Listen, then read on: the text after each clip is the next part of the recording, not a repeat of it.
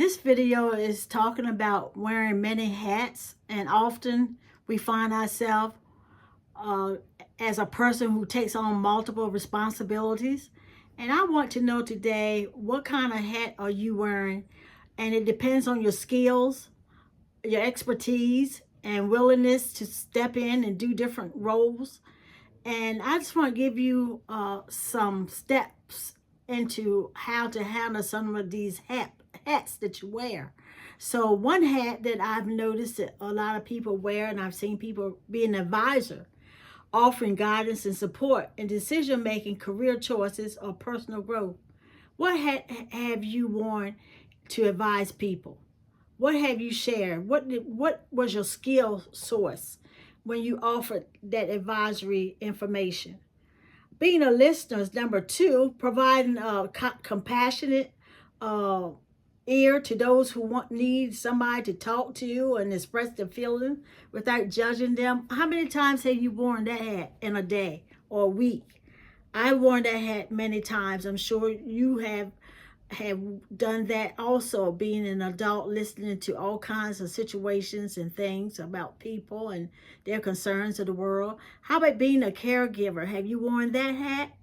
That's a big hat you have to wear. Assisting with physical and emotional Medicare, or for those that need any type of support, such as going to the store for the elderly, running and getting their meds, giving them a bath, or just finding resources for them in the community. They may need a wheelchair. They may need somewhere to live. They may need to go into the nursing home. But have you worn that hat? Did you find yourself wearing that hat one day? How about being a teacher? Have you ever worn the hat of a teacher? You teach in many little ways, but you don't think so. And sharing knowledge, whether through education or tutoring or mentoring, or just sharing what you know and your experiences of life, and teaching people how to survive in this world that we're living in now. How about being a volunteer? I have been a volunteer, and I wore that hat many times through my church, giving of my time, and such as working the food bank and helping organize events for charity. I have done that many times. We have often took ourselves and raised money, like back in the day when we worked at a different facility. We took and sold fruit to help raise money because we wanted to build a new church. And that new church got built in 2004, and it cost $1.2 million. And my husband was the head trustee that signed off and went to the bank and was responsible for that mortgage. And right now it's less than $250,000, and we're still working to pay that off. So we are constantly volunteering and doing things to raise money and try to make sure that the bills and the building get taken care of, and we take care of our pastor, and we do everything that we can to make everybody's life a little better. And being a counselor, have you been wearing that hat, helping people navigate their personal challenges like mental health struggles or their relationships issues? And I know relationship issues are important to most people. If you have somebody that you care about, everything that you do is important, and everything you say to them is important, and how you treat them is important. How about being a mediator? Facilitating communication, resolving conflicts between people or groups. I've worn that hat many times because where I used to work, there were conflicts.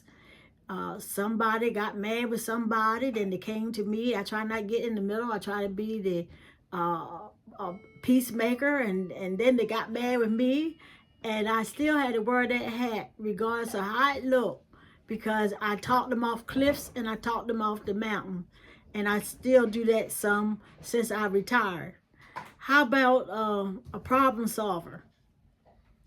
I have been there for people just to solve their problems, and I did that every day as part of my job. And I had to teach them how to solve their own problems that I couldn't solve them for them. So I gave them some tools and asked them, who can help you? What can you do? When can you do that? And where can you go?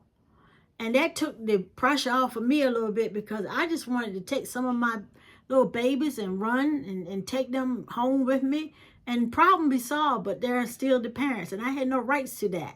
So I had to really learn boundaries, and boundaries was very hard at first.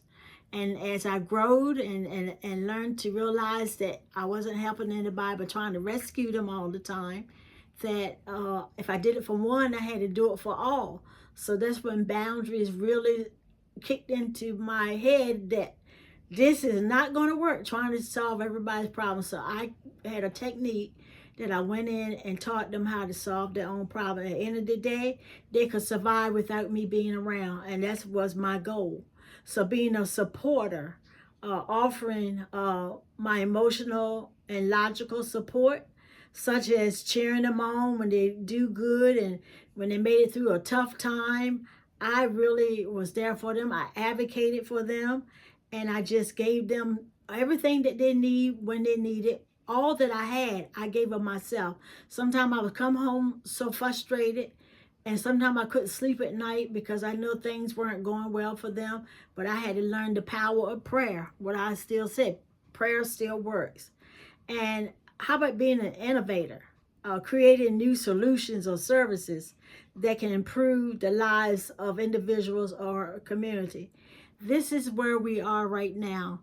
I'm trying to create something through this channel, wearing the hat of an innovator, trying to make something happen that can help the community wherever you are, that I can share something, be of good use, and help you get through your day and your struggles. And maybe just say one word. All you need is maybe one word that can get you through. You don't necessarily need a whole lot of talking. Just to listen to somebody is important. And I found out that being a good listener paid off for me. Because if you listen, and I was trying to help people solve their problem, when they talk, they listen to what they were saying. I did reflective listening, gave back to what they were saying, and wow, they said, oh, I just solved my own problem. And that made me feel so good, because I had patience with them. I let them know that you had to think things through. And sometimes they need a counselor. They need to seek some professional help. And I recommended that when their scales got really high and they were depressed and didn't seem to know how to find a way out. And I encouraged them to talk to someone. Talk to someone that you trust. Not everybody needs to hear what's going on in your life. Everybody does not need to hear what kind of things really happened to you as a child, especially those that have been abused. I wore that hat to try to teach them to not share everything with every new man or new friend that they had, because people took that and used that against them. So I wore many hats just trying to help people survive. So today I just come to say that it depends on you, your skills, your circumstances, and your willingness to help people to find what they need and what hat they need to wear. And one hat that they thought I had was a nurse, and I was not a nurse, but they would call me a nurse when I came into their house. So I wore many hats, and I had to take hats off day by day, layer by layer. But this is how they related to me, and they accepted me for the hats that I wore. And they understood by and by and after a while why I was really there to visit them and their babies. So I just say that today was a good day, and whatever hat you wear, make sure that hat is there to help somebody to do good and not bad. And have patience with whatever you decide, and use the skills that you had developed over the years, because this is where they need you the most. So be encouraged and wear the hat that God gave you to wear today gracefully, and be thankful.